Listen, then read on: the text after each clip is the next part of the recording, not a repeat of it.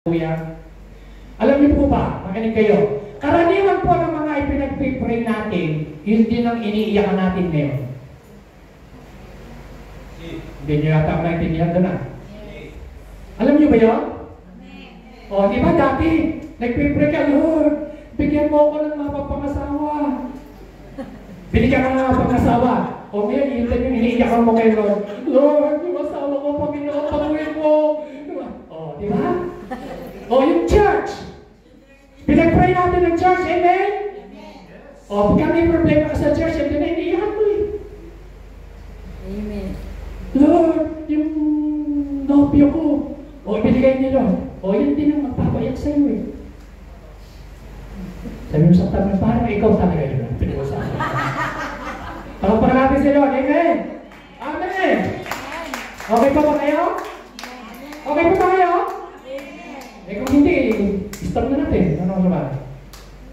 Pwede natin ito sa susunod na Sunday. Diyan muna tayo.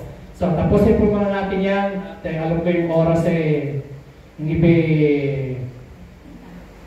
sa halip na maging blessing eh. Praise God. Naintindihan natin ang blessing may kasamang accountability and responsibility. Ano kailangan maging good manager ka? Amen? Kailangan maging isipin natin isang araw haharap ka sa Lord. Tandaan niyo po, tayo lahat, hindi lang po ako, lahat tayo magsusuli tayo. Saan mo ginamit ang talent mo? Saan mo ginamit ang gift mo? O, pwede mo sabihin, praise God, Lord, yung talent ko, pinagamit ko sa iyo, Panginoon. Amen? Yung gift ko, yung strength ko, yung aking sweldo, Lord, pinagamit ko sa iyo. So mga kapatid, yan po, dapat po natin maintindihan. Self-honesty, 6 steps to responsibility and accountability. Kailangan maging tapat tayo sa sarili, pahalagahan natin ang ibang tao, keep records, take responsibility, do the right thing, and act promptly with care. Bago po ako magtapos, ay meron po akong ikukwento sa inyo. Tapos na po ako, itutuloy ko po yan sa Sunday. Gusto ko muna pumunta ron sa istorya. Ayan. The story, ito pong story na ito ay totoong nangyari, si Eileen Wright. Ni-research ko po ito sa Google. Eileen Wright. Alam niyo po, nagkwento siya ng kanyang pastor. Ako po ay, tayo pong lahat ay tumayo, mga kapatid. Ito po ang kwento niya. Kinuwento niya yung pastor niya, isang araw, pumunta ho sa convenience store, no? Makikita niyo po yan, i-research niyo po, nasa internet po yan. True to life po ito. Nangyari po sa New Orleans. Pumunta po sa isang convenience store, yung isang taong mahirap. Nung siya po ay bibili ng pagkain, yung pera niya kulang. Nakikinig po ba tayo? Yes. Ngayon ho, nung siya po ay bibili ng ganyan, pinipilang niya yung pera niya, nandiyan po nasa counter yung pastor niya. Kinukwento ni Eileen Wright. Ano yan vlogger. Tapos kinuwento niya yung testimony na yan. Tapos nung nakita ng pastor na yung kanyang lalaki nagbibilang ng pera, wala palang sapat na pambili ng pagkain. Alam niyo yung ginawa ng pastor? Sabi niya, kumuha ng pera yung pastor, binigyan ng pera, sabi sa lalaki, ito po, ito lang very simple yung sinabi sa ng pastor. Jesus loves you. Huwag ka nang tingnan, huwag ka nang humarap sa akin. Ito yung pera, ibili mong pagkain. Jesus loves you. Yun lang ang sinabi ng pastor.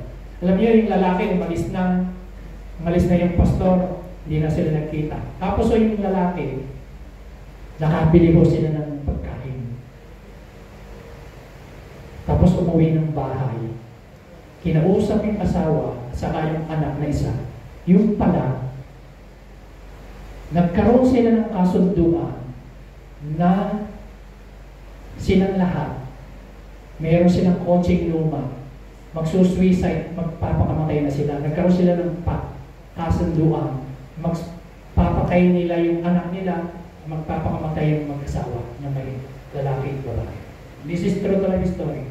Alam nyo, yung ginawa ng pastor na binigay yung konting pambiling pagkain, nakabili sila ng pagkain, umuwi sa pamilya, sabi sa pamilya, honey, o asawa ko, may pagkain na tayong kakainin. Alam niyo, nagpunta raw sila sa kotse nilang luma, pumunta sa isang lugar, 4 na oras silang umiiyak yung mag-inima, mag-ama. Meron sila isang anak. Kasi ala na silang kabuhayan, wala silang kakainin. Dahil sa konting tulong ng pastor na yun, nakakain sila. Tapos yung sinabi ng pastor na Jesus loves you, yun lang ha. Jesus loves you. Yung mag-anak na yun, yun pala, natanim sa isipan puso nila yung sinabi na Jesus loves you. Nabago yung kaisipan nila, hindi na sila nagpakamatay. Naghanap po sila ng church na ang sinasabi ko nakalagay yung Jesus loves you. Nagpunta sila ron sa church na yun. Alam niyo mo, hindi po nila nakita yung pastor na yun. Pero itong pamilya na ito, nakakilala na sa Panginoon, pumunta sa church. After 9 years, yung pong pastor na may African accent, naging guest speaker doon sa church. After 9 years. At alam niyo mo nangyari? Sabi niya, kinausap nung mag-anak, nagsisimba na doon sa church, sabi nila, Pastor, dahil po sa inyong act of kindness, kabutihan, hindi niyo po alam, sasabihin ko po sa inyo, magpapakamatay na po kaming 3, kaming buong pamilya. Pero dahil sa pera na tinulong niyo sa amin, na-save ang aming pamilya. At tandang-tanda ko, Pastor, you have African accent. Kayo po yung tumulong. Alam yung pastor na gano'n ang nangyari. Naghanap sila ng church na nagsasabi, Jesus loves you. So alam niyo mga kapatid, sa ating simple act of generosity, maraming pwedeng mangyari. Pwedeng makakilala sa Panginoon, yung mga walang pag-asa, magkapag-asa. Alam niyo, yung church na ito nag-exist, nagpapatuloy dahil sa ating pagkakasa. Amen? Amen? Dahil sa ating support. Maraming nababago ang buhay.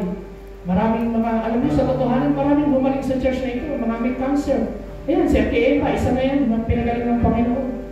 Bagamat si Ate Connie, 3 hours to go at to live, nasa Panginoon na, pero biniyayaan po siya na ng ilang taon ng Panginoon. 12 years. Alam? 12 years. O, si Ana, may cancer sa ubat, pinagaling ng Panginoon. Alam sa church na ito, maraming nabago ang buhay. Iyan ang totohanan.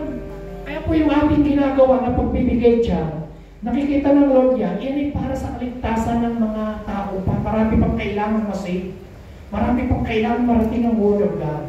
So mga kapatid, wala po kayong panghihinayaan sa ginagawa po natin ng tulong. Yan po ay para sa Panginoon lahat. Amen? Amen. Tingnan niyo po yung pastor na yan. Hallelujah. Dahil lang sa isang simple act of kindness, na-save yung pamilya. Tayo po yung manalangin. Thank you, Jesus. Lord, salamat po sa iyong mga mensahe, sa iyong mga salita na patuloy na aming pinag-aaralan.